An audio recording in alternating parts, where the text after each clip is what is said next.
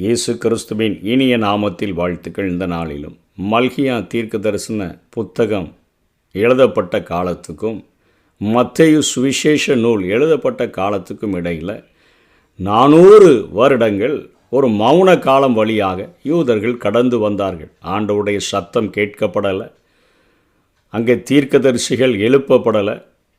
மக்கள் அப்படியே ஒரு இருண்ட காலம் வழியாக கடந்து வந்ததற்கான வரலாற்று நிகழ்வுகளை குறித்து இந்த செய்தியிலே நாம் பார்க்க போகிறோம். மல்கியா தீர்க்கதரிசியினுடைய காலம் முதல் யோவான் ஸ்நானனினுடைய அந்த முரசொலி காலம் வரையில் சுமார் 400 ஆண்டுகள் அது மௌன காலம் என்று அழைக்கப்படுகிறது. இக்காலகட்டத்தில் தேவனால் தூண்டப்பட்டு தீர்க்க தரிசனங்கள் எழுதுகிற தீர்க்கதரிசிகள் இஸ்ரவேலர்களுக்கு இல்லை. தேவனுடைய உள்ள தூண்டுதல்களினால் எழுதப்பட்ட வசனங்கள் அவர்களுக்கு கிடைக்கப்பெறலை. இந்த காலகட்டத்தில் தான் இஸ்ரவேலர்கள் பலவிதமான அரசியல் ஆன்மீக சூழ்நிலைகளின் வழியாக கடந்து சென்றனர். அதாவது பெர்சியருடைய காலம் கிமு 450 330 வரையும் பெர்சியாவினுடைய காலம். பெர்சிய அரசரானாகிய அந்த கோரேசு தான் பாபிலோனில் அடிமைப்பட்டு கிடந்த இஸ்ரவேலர்கள் தாய்நாடு திரும்பலாம் என சுமார் கிமு 538 அவர் கட்டளை பிறப்பித்தார். எஸ்ரா, நெகேமியா, செருபாபேல் போன்றோரின் பல முனை முயற்சிகளினாலும் ஆகாய் தீர்க்கதரிசி, சகரியா தீர்க்கதரிசி, மல்கியா தீர்க்கதரிசி போன்றவர்களுடைய ஆன்மீக வழிநடத்துதல்களினாலும் அந்த நாட்களிலே ஒரு புதிய சமுதாயமானது எருசலேமிலே மலர்ந்தது. எஸ்ரா தான் அங்கே வேத பிரமாணங்களை போதிக்கக்கூடியவராக அவர் காணப்பட்டு வந்தார். பெர்சியா யூதாவின் மேல் அரசியல் செல்வாக்கு செலுத்திய போதிலும் யூத மத ஆச்சாரங்களுக்கு எந்த தடையும் அவைகள் விதிக்காமல் இருந்தார்கள். பிரதான ஆசாரியர்கள் பெர்சிய அரசருக்கு நல்லா ஒத்துப்போய் அவர்கள் பணியாற்றி வரக்கூடியவர்களாக இருந்தார்கள். பெரிய செல்வாக்கு மிக்கதாக விளங்கிய அந்த பிரதான ஆசாரியர்கள் பதவிக்கு ஆசைப்பட்ட வெறியர்களால் கொலைகளும் அரசியல் விளையாட்டுகளும் அந்த தேசத்தில் நிகழ்த்தப்பட்டு கொண்டிருந்தன. இக்காலகட்டத்தில் சமாரியாவில் ஒரு தனி தேவாலயம் கட்டப்பட்டு அங்கே வழிபாடுகள் நடத்தப்படக்கூடியதாக இருந்தது. இந்த கெர்சீம் மலை தேவாலயத்தை பிற்காலத்தில் யூதேய தேசத்தில் ஆண்ட காஸ்மோனிய அரசரான ஜான் கிர்கானஸ் தான் அதை அழித்து போட்டார் என்று சொல்லி வரலாறு கூறுகிறது. கிமு 134 135 வரையிலும் இந்த ஆட்சி செய்தவர் தான் அந்த காரியத்தை அழித்து போட்டார் என்று சொல்லி வரலாறு கூறக்கூடியதாக இருக்கிறது. இதன் நினைவுகளையே சமாரிய பெண்மணியானவள் இயேசுவினிடத்தில் ஒரு கேள்வியை கேட்கிறார். யோவான் 4:20 எங்கள் பிதாக்கள் இந்த மலையிலே தொழுது கொண்டு வந்தார்கள், நீங்கள் எருசலேமில் இருக்கிற ஸ்தலத்திலே தொழுது கொள்ள வேண்டும் என்கிறீர்களே என்று கேட்கிறதை நாம் பார்க்கிறோம். இந்த கெர்சீம் மலை தேவாலயத்தை தான் அவள் தன்னுடைய கருத்திலே கொண்டு அவள் பேசுகிறதை நாம் வேதத்திலே வாசிக்கிறோம். எருசலேம் வீழ்ந்த காலத்தில் ஒரு கூட்ட யூதர்கள் எகிப்துக்கு பயணமாகி அங்கு குடியேறியதை எரேமியா 43 4 13 வரையிலும் வாசிக்கிறோம். பெர்சியர்கள் காலத்திலும் யூதர்கள் எகிப்து பகுதிகளில் குடியேறி வந்தனர். பலர் எலிஃபண்டைன் தீவு பகுதிகளில் குடியேறக்கூடியவர்களாக இருந்தவர்கள். இவர்களை எலிஃபண்டைன் யூதர் என்று அழைத்தார்கள். இவர்கள் சமாரியருடனும் யூதேயா பகுதி யூதருடனும் தொடர்பு வைத்திருந்தவர்களாக காணப்பட்டார்கள். அதற்கு பின்பாக பெர்சியாவின் ஆட்சிக்கு பின்பாக மகா அலெக்சாண்டரின் காலம், அதாவது கிரேக்கர்களுடைய காலம், இது கிமு 330 166 வரையிலும் இவர்கள் இதில் வல்லரசாக இந்த பூமியிலே அவர்கள் திகழ்ந்தார்கள். பெர்சிய பேரரசுக்கு மாசிடோனியாவின் அலெக்சாண்டர் அவர் முற்றுப்புள்ளி வைத்தார். இவர் வலிமை மிக்க பேரரசராக விளங்கிய போதிலும் ஆற்றல் மிக்க தத்துவ ஞானி என்று நாம் கற்றுக்கொண்டிருக்கிறோமே, அரிஸ்டாட்டிலினுடைய மாணவனாக இவர் இருந்தார். கிரேக்க கலாச்சாரத்தினுடைய வலிமையினால் உலகை ஒன்றிணைக்கலாம் என கற்பிக்கப்பட்டவராக இவர் இருந்தார். கிமு 333 பெர்சிய படைகளை வென்றதுடன் இவரது வெற்றி பயணமானது தொடங்கியது. இவர் யூதேயாவின் வழியாக அணிவகுத்த போது அங்கு தானியேல் தீர்க்க தரிசன நூலின், அதாவது தானியேல் 8 விளக்கத்தை இவருக்கு அறிவித்தபடியினால் யூதர்களுடன் நல்ல உறவு கொண்டு அவர் யூத மத ஆச்சாரங்களுக்கு மரியாதை கொடுத்து வந்ததாக வரலாறு கூறுகிறது. எகிப்தில் அலெக்சாந்திரியா பட்டணத்தை கட்டிய போது சுமார் கிமு 331 அதை கட்டிய போது அங்கே யூதர்கள் குடியேற்றத்திற்கு அவர் முன்னுரிமை வழங்கக்கூடியவராக இருந்தார். அலெக்சாண்டர் இந்தியாவின் பஞ்சாப் பகுதி வரை தமது வெற்றி பயணத்தை தொடர்ந்த பின் தமது 33வது வயதில் திடீரென அவர் பாபிலோனில் இறந்தார் என்று சொல்லி வரலாறு கூறுகிறது. இவரது காலத்தில் கிரேக்க கலாச்சாரம் எங்கும் பரவ வகை செய்யப்பட்டது. இந்த கிரேக்க கலாச்சார செல்வாக்கு மொழி, உடை, தத்துவம், கல்வி என பல நிலைகளை அது உலகில் பாதிக்கக்கூடியதாக இருந்தது. இந்த தாக்க பின்னணியே பிற்காலத்தில், அதாவது சுமார் கிமு 250 பழைய ஏற்பாடு கிரேக்க மொழியில் மொழிபெயர்க்கப்பட காரணமாக இருந்தது என்று கருதப்படுகிறது. அலெக்சாண்டரின் மரணத்திற்கு பின்பு தேசம் 4ஆக பகுக்கப்பட்டதை நாம் கற்றிருக்கிறோம். எகிப்தில் தாலமிகளும் சீரியாவில் செலுக்கியர்களும் தங்கள் செல்வாக்கை செலுத்தினார்கள். 2வது தாலம்பி, அதாவது பிலதெல்பஸினுடைய காலத்தில்தான் அலெக்சாந்திரிய யூதர்கள் செப்டுவெஜின்ட் வேதாகமமான அந்த கிரேக்க வேதாகம மொழிபெயர்ப்பை அவர்கள் செய்தார்கள். கோத்திரத்துக்கு 6 பேர் வீதம் 72 பேர் இதை செய்தனர். ஆனால் 70 பேர் என்ற நிலையில் செப்டுவெஜின்ட் என்ற பெயரானது இதற்கு வந்ததாக கருத்துக்கள் தெரிவிக்கப்படுகின்றன. தாலமியின் காலத்தில் ஓனியாஸ் என்ற எகிப்திய வழி ஆசாரிய குடும்பத்துக்கும் தொபியா என்ற அம்மோனிய வழி ஆசாரிய குடும்பங்களுக்கும் இடையே பெரும் பகையானது இருந்து வந்தது. தாலமி காலத்தில் ஆன்மீக தலைவர்களில் செல்வாக்கு உடையவராக சீமோன் என்பவர் விளங்கினார் என்று சொல்லியும் கருத்துக்கள் தெரிவிக்கப்படுகின்றன.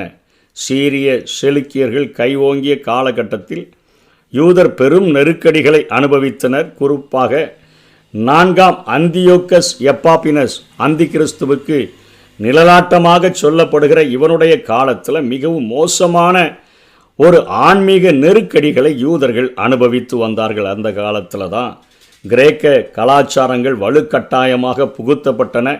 பிரதான ஆசாரியர்கள் பதவியிலும் அவர்கள் கை வைக்கக்கூடியவர்களாக இருந்தார்கள். அரசருக்கு லஞ்சம் கொடுத்து பிரதான ஆசாரியர் பதவியில் அமர பேராசை கொண்ட கிரேக்க கலாச்சார மோகம் நிறைந்த மக்களும் அந்த நாட்களிலே அவர்கள் காணப்பட்டார்கள். மெனேலஸ் என்று பென்யமின் குல மனிதன் அந்த நாட்களில் தான் பிரதான ஆசாரியனாக பதவியேறினான். இது யூத பக்தி வைராக்கியமிக்க மக்களை பெரிதும் அசைத்தது. எப்படி பென்யமின் குல மனிதன் மெனேலஸ் அவன் ஆசாரியனாக பதவி ஏற்கலாம் என்று சொல்லி பகை பெருகிய போது ஒரு ஓய்வு நாளில் பக்தி வைராக்கியமுள்ள யூதர்கள் போர் செய்ய அவர்கள் தீர்மானித்து எருசலேமின் மீது படையெடுத்த அந்த அந்தியோக்கஸை மாபெரும் பகை பெருகிய பொழுது ஒரு நாள், அதாவது எருசலேமின் மீது படையெடுத்த அந்தியோக்கஸ் மாபெரும் படுகொலைகளை அவன் செய்தான் என்று சொல்லி வரலாறு கூறுகிறது. தேவாலயத்தில் ஜூபிடர் தேவனினுடைய சிலையை வைத்து பன்றியை பலியிட்டான். விருத்த சேதனம், ஓய்வு நாள் கொண்டாட்டங்கள் ஆகியவற்றை அவன் தடை செய்து விட்டான். அக்காலத்தில் பென்யமினாகிய மெனேலஸ் பிரதான ஆசாரியனாக இருந்தான். பக்தி வைராக்கியமிக்க யூதரோ மரணத்தை அணைப்பதற்கு அணிவகுத்தவர்களாக காணப்பட்டார்கள். அதற்கு பின்பாகத்தான் மக்காபியர் காலம் என்று சொல்லி நாம் கற்றுக்கொள்ளுகிறோமே. காஸ்மோனியர்களின் காலம் கிமு 166 63 வரையிலும். இக்காலத்தில் மத்தாதியாஸ் என்ற முதிய ஆசாரியன் துணிந்து அந்தியோகஸினுடைய தீமையை எதிர்த்து போராடி கிரேக்க விக்கிரகங்களை நொறுக்கி கிரேக்க ஆச்சாரங்களை அழிக்கத் தொடங்கினார். விரைவில் அவர் இறந்தாலும் அவரது மகனாகிய யூதா என்பவர், அதாவது அவர் பெயர் தான் மக்காபி என்று அழைக்கிறார்கள், சுத்திக்கல் என்று அந்த பெயருக்கு அர்த்தம்.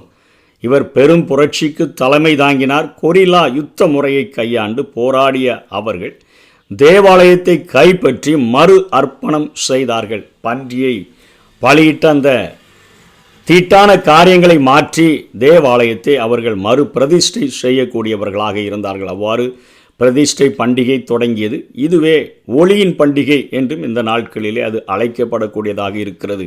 இக்காலத்தில் கிரேக்க மோகம் கொண்ட பிரதான ஆசாரியன் கொல்லப்பட்டு மீண்டும் யூத பக்தி வைராக்கியமிக்கோர் செல்வாக்கு பெறலாயினர்.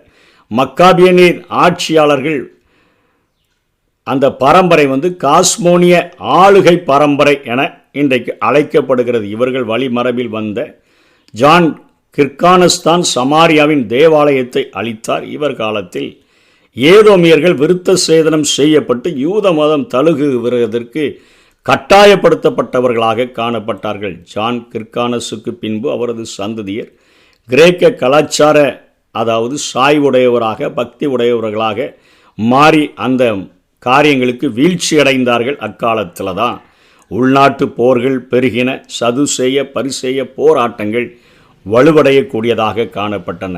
இந்த மக்காபியர்களுக்கு பின்பாகத்தான் ரோமர்களுடைய ஆட்சி காலமானது மலர்ந்தது. கிமு 63 4 வரையிலும் மக்காபியருடைய வீழ்ச்சியுடன் ரோமரின் இரும்பு கரம் பாலஸ்தீனா பகுதிகளில் காணப்பட்டது.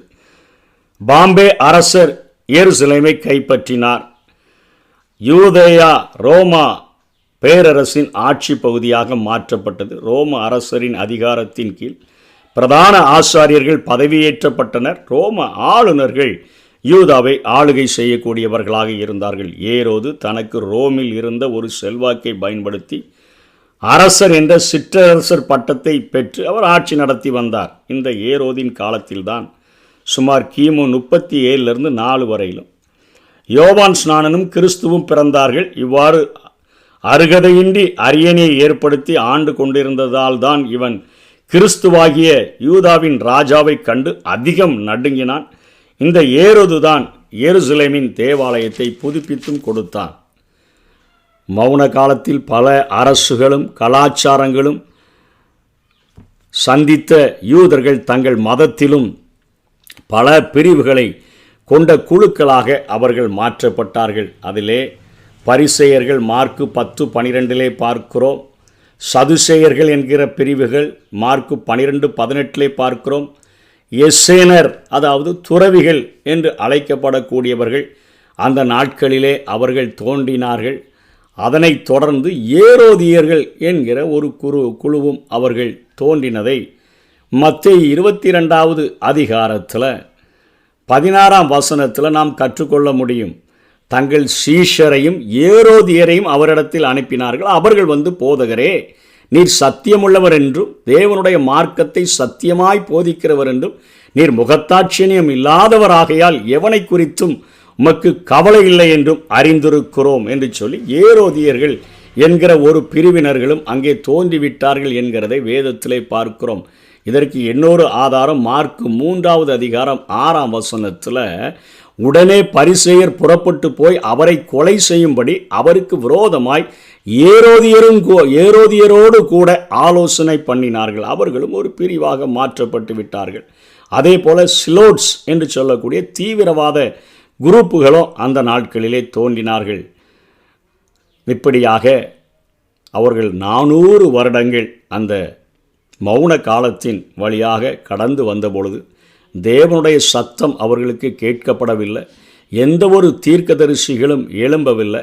எந்த ஒரு தீர்க்கதரிசியை கொண்டும் ஆண்டவர் அவர்களோடு கூட இடைபடவில்லை. அப்படிப்பட்ட ஒரு இருண்ட நாட்களின் வழியாக கடந்து வந்த அந்த மக்களுக்குத்தான் 400 ஆண்டுகள் கழித்து அங்கே பரபரப்பான சூழ்நிலை உலகத்தில் உண்டாகிற நிலைமையைத்தான் மத்தேயு தன்னுடைய சுவிசேஷ நூலிலே தொடங்குகிறதை நாம் இனி வருகிற நாட்களிலே கற்றுக்கொள்ளப் போகிறோம். இதுதான் மல்கியா என்கிற அந்த கடைசி தீர்க்க தரிசன நூலாகிய பழைய ஏற்பாட்டின் நூலுக்கும் புதிய ஏற்பாட்டின் முதல் நூலாகிய மத்தேயு அந்த எழுதின சுவிசேஷத்திற்கும் இடைப்பட்ட காலம். வருகிற நாட்களிலே மத்தேயு சுவிசேஷ நூலினுடைய அதிகாரங்களை நாம் தொடர்ந்து தியானிக்க போகிறோம். கர்த்தர் தாமே நம்மை ஆசீர்வதிப்பாராக. ஆமென். இயேசு நம்மோடு இன்று ஆனந்தம். இயேசு நம்மோடு இன்றும் ஆனந்தம்.